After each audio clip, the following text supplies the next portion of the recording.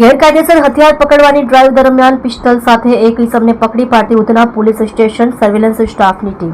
સુરતની Udhna surveillance police દ્વારા વાહન ચેકિંગ દરમિયાન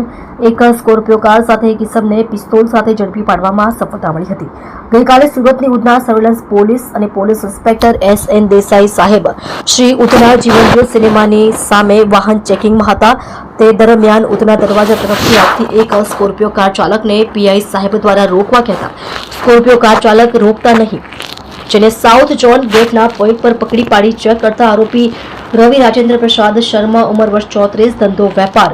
રહે flat number 1303, Vrajbhumi complex, Madhavbaug પાસે, ગોડાદરા, સુરત તથા મૂળ વતન મકાન નંબર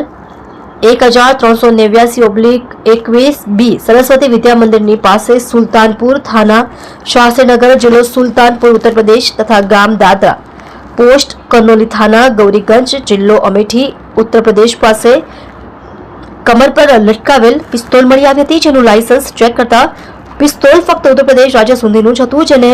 ઉધના સર્વેલન્સ પોલીસ દ્વારા અટક કરી આરોપી વિરુદ્ધ કાયદેસરની કાર્યવાહી કરેલ છે.